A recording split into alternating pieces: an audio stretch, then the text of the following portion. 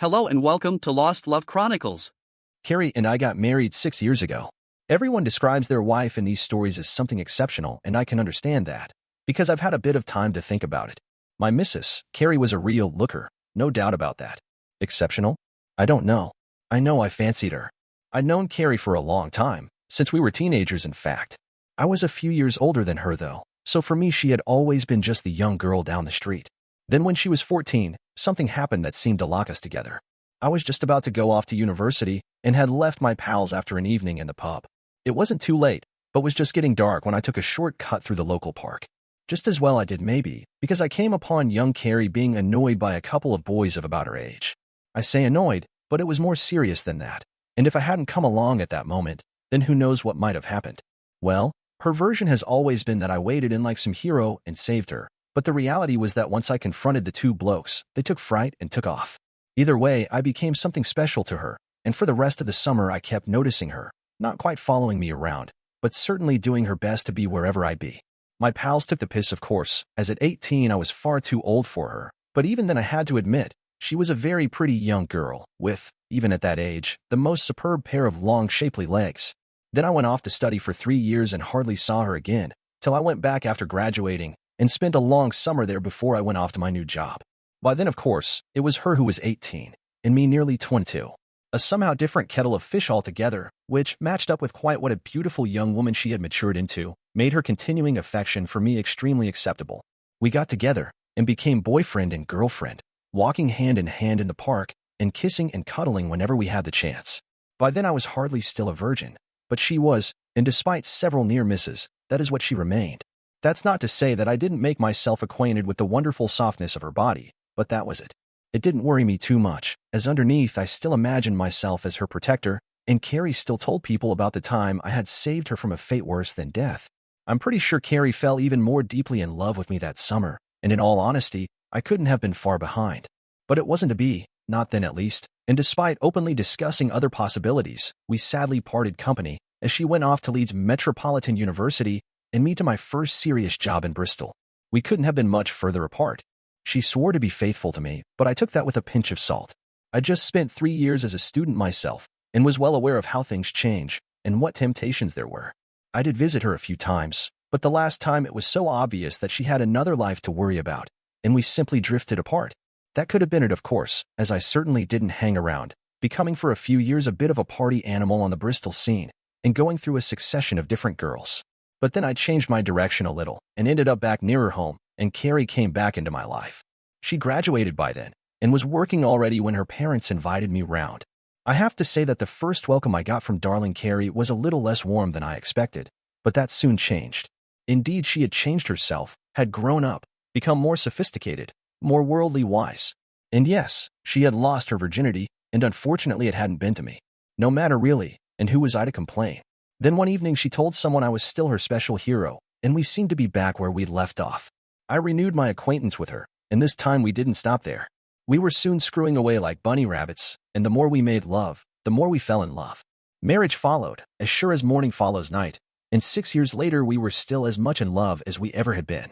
Carrie was sometimes a bit of a prude, didn't approve of all manner of things, but never pushed her views too far, so it never was a problem.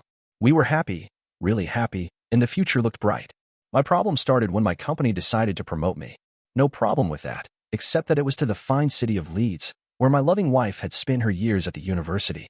It was that or the Middle East, and since we wanted to start a family, Leeds just seemed to make more sense.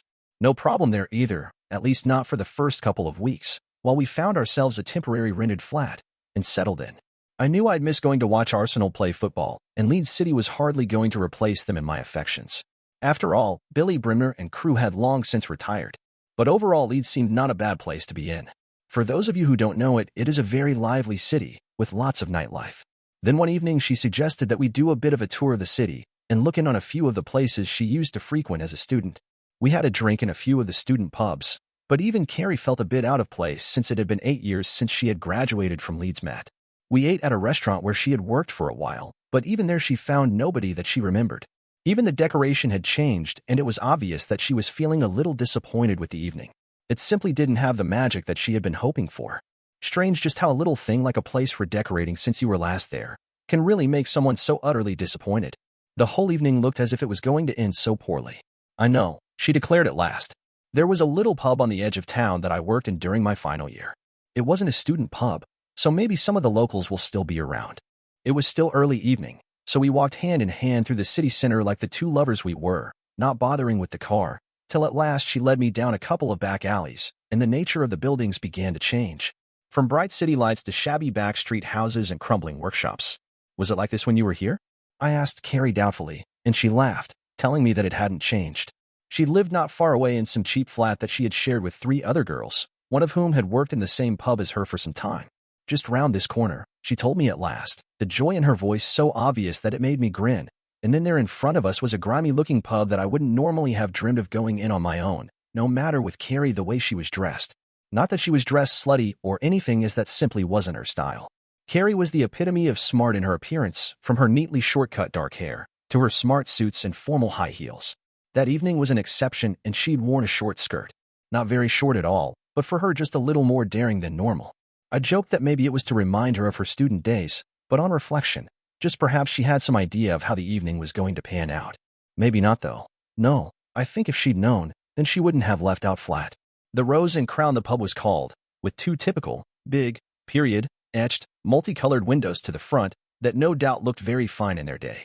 You're sure this is it? I queried hesitantly. Of course, she replied. Not so bad once you get inside. With that, she flashed me a beautiful smile, the one I'd loved so much since I'd known her as a young girl, and pushed open the pub door. Little did I know at the time that I would never feel the same again about that smile. I followed her in, and she was right. The interior was old-fashioned, but quite clean, with a long dark wooden bar and a lovely old mirror behind. And the windows that looked so grubby from outside actually looked fine from within as the lights from the street lamps shone through them, giving the bar a warm sort of glow. Carrie stood there entranced, at last recognition registering on her face. It hasn't changed a bit, she said quietly to nobody in particular.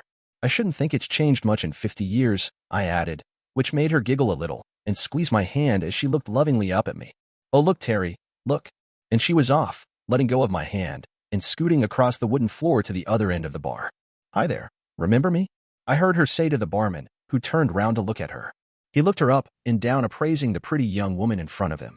Then a smile came to his face as he recognized who had just greeted him. Carrie, he cried. Is that really you, Carrie? Carrie stood there nodding her head in confirmation, grinning up at the tall, lanky barman whose name I never did discover. I couldn't help grinning myself, as I realized that at last Carrie had found someone who remembered her, and the evening wasn't going to be a total waste after all. He whooped with some sort of joy and rushed from behind the bar, taking Carrie in his arms and cuddling her tightly, kissing her full on the lips. The cuddle and kiss didn't last long enough for me to get jealous or anything, but the first uneasy feeling slithered coldly through my gut, removing the grin from my face. They talked animatedly about things I knew nothing of, and I waited to be introduced. The talk passed on to people who Carrie had obviously known back then, and I still waited in vain to be introduced. When another guy walked into the pub, the barman called out to him and told him to come and see who'd turned up. He walked straight by me and yelled Carrie as soon as he spotted her. Again, I had to endure my wife being cuddled and kissed by a man I'd never seen before. Again, I waited in vain to be introduced. Carl will be in any moment, Carrie, the second guy told her, and to my amazement she blushed. Thought that would get to you, he added, seeing her reaction. Really? Answered Carrie. Carl still comes in, does he? He'll really be here soon. Who the hell was Carl? Carrie had never mentioned a Carl before. No reason why she should, of course, but I didn't like the way the evening was heading, and I didn't like the way she was ignoring me either. I was still left there standing on my own, feeling like a spare prick. I cleared my throat to attract her attention, and when that failed, I coughed loudly. The barman looked round at me, but Carrie continued to ignore me, deep in conversation with the other man. Sorry, mate. The barman called over to me. I'll be with you in a minute. What could I do? I could have gone and grabbed her arm or something, but she was so obviously lost in the fun of meeting her old friends that I decided to bide my time, walking up to the bar just behind them and leant on the counter. Yes, mate, asked the barman at long last, tearing himself away from my wife. What can I get you? A pint of best, please, I told him. And whatever the lady wants. The smile left the barman's face as I said it. I don't think this little lady takes drinks from just anyone, mister, he snarled at me, evidently totally unaware that I was her husband, or that she was even with me. I think she'll have a drink with me, I responded, my temper just beginning to rise. Now look here, mate, the barman started. You can't come in here and... It was as far as he got, however, as at last Carrie turned round, the raised voices at last attracting her attention, and interrupted him. It's okay, he's with me, she informed the other two casually, hardly bothering to so much as look over at me. The barman shut up, but still scowled at me as he pulled my beer. That will be £2.20 then, he demanded as he pushed the glass over the counter towards me. And the drink for the lady? I queried. That's on the house, he brusquely informed me, then promptly asked her what she wanted and poured it for her, without looking back at me. I stood there sipping my pint, wondering what the hell was going on. My wife was still deep in conversation with the other two, laughing and giggling for all she was worth, as they recounted old stories, and they told her what had happened since she had left. Carl's name cropped up several times, I noted, and a worrying smile flitted across Carrie's face each time. She still continued to completely ignore me, and I was beginning to get quite upset at her strange behavior.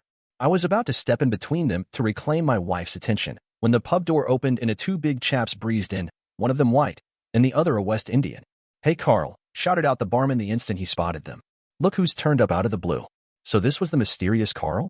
Big sod, and rather tough looking with it as well.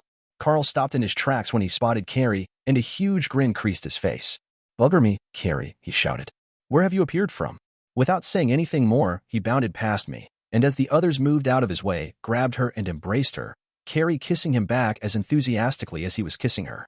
This time it did go on a bit too long for my liking, and the way the others stood there beaming at the two of them as they were locked together didn't help either. Then his left hand dropped down her back and cupped the cheek of her bottom. I'd had enough. I stepped forward to break it up, deciding that if Carrie was going to allow that, and couldn't even so much as involve me and her friends, then it was time we were going. I only managed one step forward, and was brought to a sudden stop by a large strong hand on my shoulder, gripping me hard. "Wouldn't if I were you, mate," came a deep voice from behind me, as I realized the black guy had anticipated my move, and stepped forward to prevent it. "Get your hand off me," I told him angrily, trying unsuccessfully to throw him off. All four guys turned on me at that point, all squaring up at me expecting trouble. "Oh, leave him alone," Carrie told them before anything happened. "He bought me here tonight. He's okay. He won't cause any problems." All this without so much as even looking at me or acknowledging me in any way. Her head turned towards me for a moment, but our eyes never met. Bought her here, did I? No mention that I'd known her since she was a kid, and that I happened to be her bloody husband. "Stay cool, man," the big black guy told me, more than a hint of a threat in his voice. He let go of my shoulder, but eased me back away from the group around Carrie, inserting his huge frame between them and me. I couldn't believe what was happening. An icy cold lump started to form in my gut. 20 minutes ago, I had been hand in hand with my loving wife, almost skipping happily through the middle of Leeds city center, as much in love as any couple could be. That of this in 20 short minutes. Left on the sidelines and shut out by my wife and her friends. They made a move over towards one of the tables as the pub started to get busy. I saw several attractive if slutty-looking women come in and talk to Carl or his sidekick, before going out again or taking their place at the bar. I wasn't such an innocent abroad not to recognize exactly what the women were. Or to be more precise, what they did for a living. Bloody hell, my somewhat prim and correct young wife was being friendly with a pimp. He must have been. Carl must have been a bleeding pimp. Surely, she wasn't so simple-minded not to recognize what was going on around her? Enough. Whether she liked it or not, Carrie and I were getting out of there. "Carrie," I called sufficiently loudly that she couldn't pretend not to hear. "Time we were going, Carrie. Come on now, _____, it's time we were off." She looked over at me and the smile drained away from her face, only to be replaced by an agitated look. She didn't even say no. She didn't say anything at all. Carrie just shook her head at me and turned back to her friends, the smile returning, and before long she was giggling like a little schoolgirl, apparently having forgotten that I was even there. "Play it cool, or piss off, man," said the deep voice at my elbow. "I won't warn you again. Now look here." I started to protest, but he put his huge hand on my chest and pushed me firmly away from the group set around the table and back up to the bar. "The lady doesn't seem to want to know you, Buster," he informed me. "Stay there and wait for her if you want, or go home. Go find yourself another date for the night. Or better still, try one of our ladies." Without waiting for me to say anything, he beckoned one of the women over, and she responded immediately, trotting over on her high heels to stand right beside me. "This is Sally," he told me. "It'll cost you, but she'll look after you tonight. Just piss off with her and forget about the little lady over there. Her and Carl have a lot of catching up to do. Sorry if your date didn't work out as you expected tonight, but that's life." He backed off and went back to the table, leaving me speechless with rage. "Don't push your luck, handsome, the prostitute," Sally advised me. "The pair of them are not to be messed with. Just let her go, she's pretty enough, but better to find yourself another girl for the night." I looked at her in disbelief. "She's not my girlfriend, she's my bloody wife," I found myself hissing at her. "Oh shit, the girl?" Sally exclaimed, her face clouding over. "Oh shit, that's bad. That's really bad. I want to make my move back over to the table, but this time it was Sally who blocked my move. Hang on, handsome, she said to me. You really don't want to do that. What the fuck am I supposed to do then, for Christ's sake? I demanded in frustration. Let me go and have a word with her for you, she offered. You're not kidding me, are you? She really is your wife. The look on my face alone was enough to convince her, and holding up the palm of her hand towards me to make sure I didn't follow her, she slowly threaded her way through to the table where Carrie and the others were sitting. I watched as she bent down and whispered something in Carrie's ear, and then Carrie looked up in my direction. For the first time since she'd entered the pub, her eyes meeting mine. It was almost a look of surprise as she looked over at me, as if she'd really and truly just remembered I was there.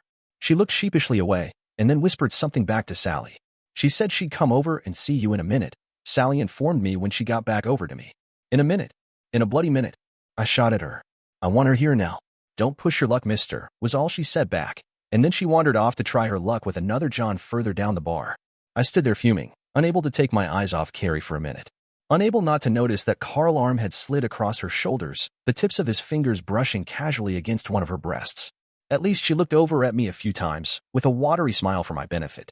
I started counting the minutes, wondering at which point I would explode, but after 5 minutes she stood up and excused herself, but didn't come straight over to me.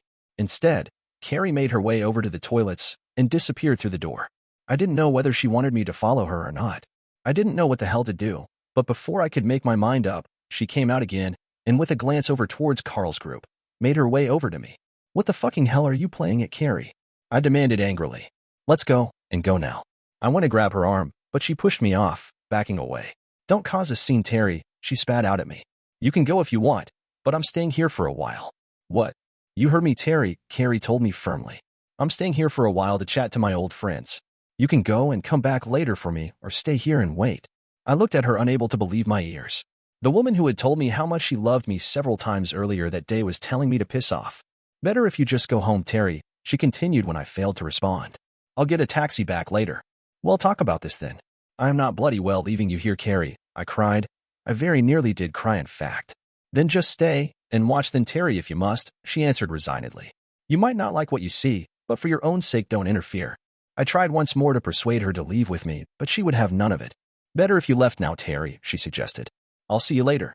Don't worry, sweetheart, everything will be okay afterwards. I love you, and we'll make it up to you, I promise. Just give me this one evening, and everything will be like before. Carrie made to move away, but I grabbed her arm and pulled her back, astounded at her outrageous behavior. I didn't even see him coming. Before I knew it, I was flat back up against the bar, as the big black guy knocked my arm away from my wife, and me with it. I'm no wimp, so I took a swing at him, but I might as well have tried to knock down Nelson's column. He shoved me further along the bar, and then pushed me to the ground. I warned you, you stupid little bastard, he reminded me, a nasty grin on his face. Then he picked me up as if I was a featherweight and propelled me towards the door. Don't hurt him, Ted, cried out Carrie. He hasn't done any real harm. I don't really know whether her pleas had any effect on the outcome, but at least I guess she had tried. The next thing I knew, I was outside and doubling up as he hit me in the stomach, and then reeling backwards as he punched me in the chest. It felt as if I'd been hit by a train, and I fell flat on my back and waited for the beating to continue. It didn't come. I lay there for a good while, wondering how the hell I had got there. I had a pain in my chest from where he had hit me, and was fighting for my breath due to the blow to my middle. 2 punches, just 2 casual punches, and I had been reduced to a wreck, aching all over, and still unable to stand up. Another 10 minutes, and I was able to pull myself up to my feet, shaking off the dust and grime from my clothes. How could an evening that had started so wonderfully have descended that far? Again, it was the same thing. I just didn't know what the hell to do. I'm no softie, but how could I stand up a great Hulk like that? He'd murder me. I'd never felt so damn humiliated and hopeless in my entire life. Some bloody special hero I was. It wasn't as if I even knew anyone in Leeds. I didn't so much as have a friend to call to help me. I stood there and watched the slow stream of clients going in and out of the pub. More than a few of the guys going in and coming out later with one of the women on their arm. The pub was a bloody brothel. My wife of 6 years, who only that morning I had discussed having children with, was in an effing brothel. She'd taken me there and must have known. I fought back the tears and knew what I had to do. I couldn't walk away and leave her there like that. I didn't know what I was going to do with her, but I couldn't walk off and abandon her. If she didn't come home with me this time, then potentially our wonderful, perfect marriage was over. I guess more than an hour had passed before I managed to get myself ready to go back inside the pub. I didn't know what to expect. I certainly never expected what confronted me. I guess maybe you might describe it as an impromptu striptease act. It was my wife and another girl. My wife had the last shred of clothes on her, and that was about to go off. A large group of guys surrounded the pair of them, grinning and laughing as Carrie's last clothes were off. No. No. I couldn't stand it. I charged forward, pushing my way through the other men, and grabbed at Carrie, who looked round at me, a startled look on her face. "Oh no, Terry, oh for Christ's sake no," was all she managed to get out. I fared no better than the last time, and the lights started to go out for me as someone smashed me hard in the face. The last thing I remember seeing was Carl clutching my wife in his arms. I think she had a look of horror on her face as she watched me being dragged out of the pub. They weren't so easy on me the second time, and it was several hours later that I fully came to, in the middle of a car park some distance from the pub. I hurt all over, but I guess they were experts, and though I was in pain, nothing seemed to be broken. It took me an hour to find my way back to our car, and another before I managed to start it and drive back to our new rented flat. I fell asleep on the sofa, not knowing, and by then beyond caring at what time Carrie would be home. The following morning, I woke up feeling worse than death.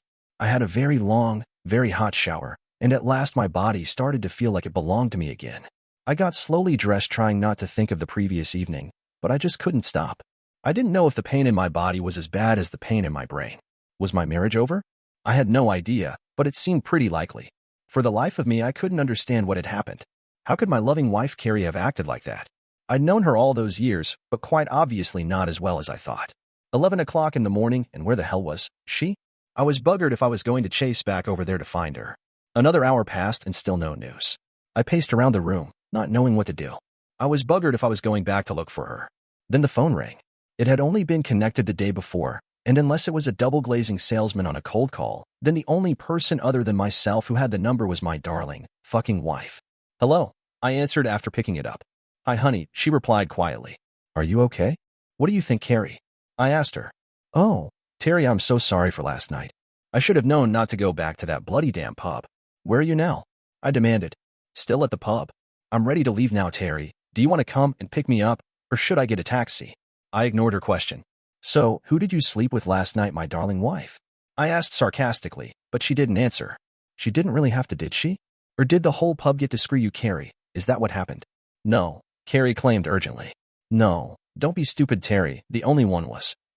She left the sentence unfinished, it suddenly dawning on her what she was about to say. Neither of us said anything for several minutes, though I could hear her sobbing on the other end of the line. "Please, Terry, please understand why I did what I did. Please let me come home to you and let things be as they were. I can explain everything if you'll just let me. Just give me a chance." I desperately wanted to tell her to piss off, but this had to be sorted out one way or the other. "Make your own damn way home," I told her, "or get one of your boyfriends to drive you back." "Oh, thank you, Terry," Carrie whimpered. "I'll be back in half an hour at the most. It will all be okay. You'll see. Everything will be okay." I slammed the phone down before she had time to say anything else. Damn it. Bugger it. I loved her, but I hated her. What the hell was I going to say to her when she got back? Was I going to tell her to pack her bags, or would I take her in my arms? As it turned out, I didn't have to make that decision. Half an hour passed, then the full hour. The afternoon turned into evening and still no sign of my errant wife. By 8 p.m. it was obvious she wasn't actually going to come home. Not that night anyway, and for me that meant possibly not any night in the future. As each hour had passed, I had got angrier and angrier. Not shouting and screaming angry, but with cold calculating fury that consumed me. I put a few things in the car and drove very carefully back to the city center, hoping that I could find the pub again that Carrie had taken me to the night before. After several mistakes, I eventually recognized a large factory, and just down the road, the Rose and Crown pub. Parking the car just around the corner, I got out and walked towards the bar, outwardly confident, but my heart pounding away inside. I had to admit I was nervous, even physically frightened after what they'd done to me the previous night. I hesitated by the front door, not knowing what to expect. I didn't even know for sure if Carrie was still in there. I pushed the door open and went in. It was much as before, full of rough-looking characters and even rougher-looking women. I recognized several faces, and a couple of them looked surprised to see me. If they weren't sure if it was me from the night before, then the black eye and bruises on my face would have given it away. "Haven't you had enough, mate?" asked the barman on spotting me. "Where's my wife, arsehole?" I demanded. At least he had the decency to look surprised. "Your wife?" he queried, screwing his face up. "Carrie's your wife?" I nodded my confirmation. "Bloody hell," he said. "She told us you were just a date." The barman looked at me with some sympathy, remembering what had happened the night before, and possibly even more since I had been thrown out. He knew there was going to be trouble. He didn't know what, but he knew. He cocked his head to one side, indicating the far corner. When I looked over, there she was, Carrie, sat on Carl's knee. Neither of them had noticed me enter, and I crossed over to them before they realized I was there. Carrie gasped in surprise and tried unsuccessfully to pull her blouse back over to cover her body. She needn't have bothered as we'd all seen them before. Carl simply grinned at me, that sort of grin when you know you've got the better of someone. That was a long half-hour, Carrie, I said to her. Did something hold you up? Carrie said nothing at first, just stared at me with a shocked look on her face. Piss off, wimp, spat out Carl. I'll send her home to you when I'm good and ready. Well, at least it seemed that he knew she was my wife. Please, Terry, whispered Carrie, at last finding her voice. I'll definitely be back home later. I promise you I'll come back and everything will be just fine. Carl laughed and kissed her, teasing me more than her. You'll go when I say you can, he spat out, never taking his eyes off me to judge my reaction. Last chance, Carrie, I said to her, ignoring his sneers. It's now or never. I'd thought about it a lot, and I think even then if she'd come with me, chose me over him, then I would try to work it out. Maybe we could get over what had happened so far. I wasn't sure, but maybe. She looked at me pitifully, indecision written all over her face. Her eyes, her lovely brown eyes, said it all. She knew how much she had hurt me, but instead of doing what she knew she should, she was calculating how much more she could get away with. How much further could she push me and still have me come back for more?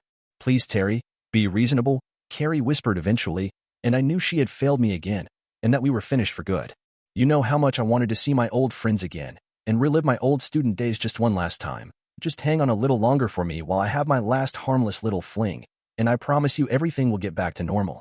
I really do love you, sweetie, and promise I'll make it up to you. She stared at me imploringly, her eyes begging me to agree. But I said nothing in reply. I had nothing else to say. Carrie went to say something else to me, but Carl had had enough as well. He kissed her hard and threw out even harder, and her words were transformed into a nothing. That was it. I had all the information I needed. My wife was coming back home after all, but I'd have to wait till tomorrow, or maybe the day after, or the day after that. Fine, that was great, wasn't it? I noticed that the West Indian guy was edging over towards me, so I held up my hands and backed off. No point in getting involved in a one-sided fight with him again. The whole bar had fallen silent, waiting to see what was going to happen, but as far as I was concerned, nothing was going to happen. At least not straight away. See you all later then, I said quietly. I'm not still 14, Terry, Carrie burst out. I can look after myself now. Even her face fell when she saw how that hit me. Her one special thing over all those years, and she was throwing it back in my face. I'm sorry, Terry, she started. I really didn't mean that. But I ignored her, taking no notice of her incoherent apology. As I backed out through the door, Carl laughed out loud again and slid her blouse right off her, reaching up under her skirt, even as I watched, to rub my face in my misery. It could have been that caused the tears to roll down her cheeks, but somehow, I doubted it. I guess she still loved me in her way, and to see me humiliated like that again could have just been too much. That's what I like to think anyway. As I closed the door behind me, the silence in the pub crashed, as everyone started to talk and laugh at the same time. I guess they thought they'd seen the last of me. Strolling slowly back to my car, I opened the boot and took out the stuff that I'd put there before I left the house. Anybody watching me would have thought I was cool and relaxed, whereas actually I was fuming inside, terrified of what I had decided to do, not knowing how it was going to turn out. I had a license for my over and under 12-bore Browning shotgun. I'd been going to clay pigeon shooting for a couple of years by then, and though I wasn't very good at it, I figured I didn't have to be for what I had planned. I selected a handful of cartridges, making sure they were all small caliber, as I didn't want to end up in prison on a murder charge. I broke the gun and pushed 2 rounds in, putting the rest in my jacket pocket. A few moments later, and I was back outside the pub, and staring at the 2 big engraved windows. This will wake them up, I thought, as my heart thundered away inside my jacket. This wasn't me. It just wasn't me. But what else was I to do? There was no mileage in going back in and arguing with her, as she wouldn't agree, and I'd probably get another beating. What would I do if I simply went home? Wait for her to come back to me and discuss how we might get over what she had done, how she had humiliated me. No bloody way, it had gone beyond that by now, and I wasn't taking any more shit from any of them. Taking aim at the first window, I squeezed the trigger just like I'd been taught. My arm was trembling, shaking even, and the barrel of the shotgun was swaying around uncertainly in a large circle as I fought to control my nerves. It didn't matter really, as I was no more than 12 or 15 feet from the window. I increased the pressure on the trigger and resisted the urge to close my eyes. There was a loud bang, and an instant later the whole window disintegrated in a twirling mass of broken glass. I took aim at the second window with renewed confidence, fired off the second barrel, and the other window followed suit. The report from the gun echoed round the surrounding buildings, far louder than it had ever before sounded when I had shot previously, out in an open field, and mingled with the tinkling of falling glass. I calmly took 2 more cartridges from my pocket and loaded them into the gun. Then I waited to see what would happen. I really had no idea how they would respond and almost hoped that they wouldn't. But I was ready and prepared to show them that they'd made a big mistake if they thought I was a wimp and would take what they had done to me lying down. The doors flew open and several guys poured out. They stopped dead when they saw me stood there with the gun. Nobody moved. Then Carl came charging out, closely followed by his big black henchman. "Stupid effing bastard," he screamed at me and charged me, maybe thinking I'd not thought to reload. Maybe not thinking at all.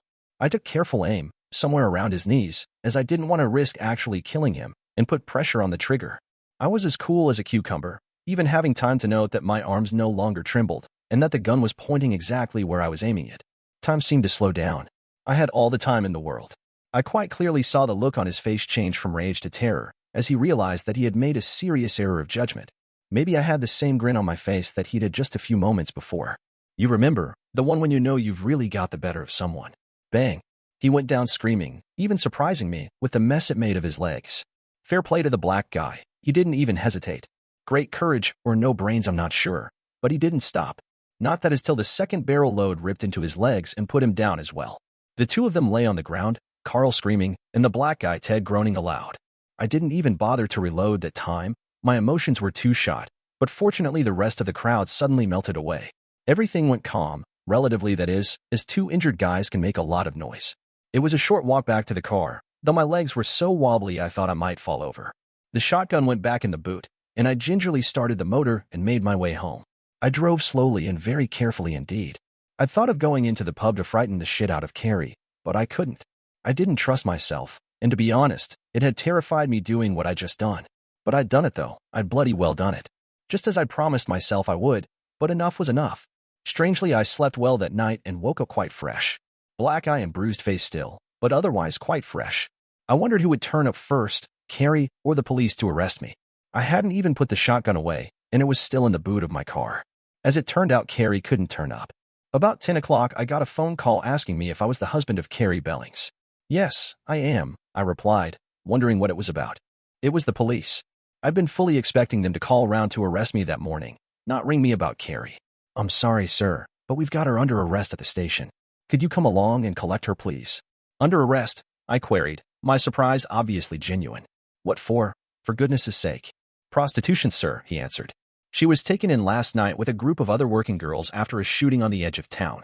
"Oh no, that explains it," I answered. I wondered what the hell she'd been getting up to lately, coming home at all hours. "I understand, sir," the policeman answered somberly. "I'm sorry you had to find out this way. You'd be surprised how often this happens." I think my comment sealed her fate. It turned out that they thought they'd made a mistake with her, being a bit more upper class than the other women.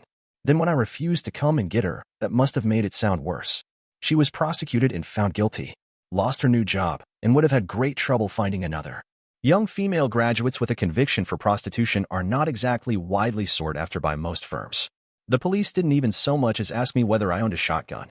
Mine was registered to me quite openly back in Bedford, where we just moved from, but they never even checked. I wasn't a suspect in any way, so why would they? But why did nobody from the pub split on me? Well, I'd no idea at all. Carrie tried to contact me time and time again. I never met up with her again, but I did eventually accept one of her calls after she got more and more desperate. She told me she still loved me and all the usual rubbish. I think she really did as well, and obviously was broken-hearted that I wouldn't entertain taking her back. I refused to even discuss it, and she acted a little frightened of me after I had dealt with our problem as firmly as I had. Carrie was at least honest with me when I questioned her about Carl and her job at the pub back when she had been a student. "How the hell do you go from working behind the bar to what happened the other night?" I demanded. "I said I worked at the pub when I was a student," Carrie told me. "I never said I worked behind the bar." Oh, bloody hell. I can't describe how I felt when I realized the implications of those few words. She'd worked for that bloody Carl as one of his girls. Only then did it all make sense, the hold he had over her. I'd married an ex-prostitute, and would never have known it if we hadn't gone back there. Was that a good thing or a bad thing? Hard to say, really. You'll have to judge for yourselves. It was her that warned me that Carl would come looking for me to sort me out himself. Once he was back on his feet, that is. Maybe that's why nobody from the pub told the police about me, as people like that sort their own problems out. He'd never find me, of course. I backed out of the job in Leeds, which they understood after the news of my wife got out. But I took the one in the Middle East, where they were happy to have me on a bachelor posting, as they're cheaper than a married couple. That's about where we came in, I suppose. I got away with it to my surprise. I actually got away with it, and they put it all down to a gangland shooting. I suppose you might be wondering what then happened to me. Okay, well, that's natural. As you might imagine, I gave up clay pigeon shooting and sold my shotgun, and then took up golf instead. Got quite good at it as well, and eventually got my handicap down to 6. I went out with quite a few different women, but only discovered just how good my wife Carrie had really been in bed. Well, she would have been, wouldn't she, as she had worked at it as it were, in both senses of the word? Then I met up with Angie, a lovely American woman who I met in Dubai. Life was fine after that, really fine. I never inquired too deeply quite where she gained her experience, but I really think she was just a gifted amateur. I hoped so anyway. We have never married. She didn't want to, and strictly speaking I was still married, and I still haven't bothered to get divorced. I came back to UK occasionally but always steered clear of Leeds, till at last I couldn't resist it. One Thursday in June found me slowly driving past the Rose and Crown, hoping that nobody would recognize me after all that time. The fine decorated windows had been replaced by some modern double-glazed units. Pity really, I'd rather like them. I sat there in my car for a while, and at last to my surprise, a guy in a wheelchair turned up. He was a big chap and tough-looking, but fatter than I'd remembered Carl. But of course, I'd only seen him a few short times, and that had been 4 or 5 years previously. What clinched it was the big colored man pushing him, the one with the really bad limp. That could only have been Ted. Then several women poured out of the pub to see Carl, report to him maybe, that being easier no doubt than getting him up the 3 steep steps into the bar. They all looked rough just like the last time I'd been there, except one of them, that is. One of them looked that little bit different. Pretty, slender, sexy, long legs. Well, yes, it could have been her, though she looked much, much older. She still kept her hair short and was still quite smartly dressed. Her eyes had a worn-out look about them, though, and the smile that I had once loved was nowhere to be seen. She didn't look very happy at all, but I didn't hang around to make sure. She was, as she'd said, not 14 anymore, and could look after herself. Strange how things turn out, isn't it? If only that bloody restaurant hadn't redecorated their dining room, then maybe she would be at home right now with our children, the ones we'd never now have. I wouldn't have been any the wiser, and maybe we would have lived happily ever after. Dear listeners, please share your thoughts in the comment section below, and don't forget to like, share, and subscribe.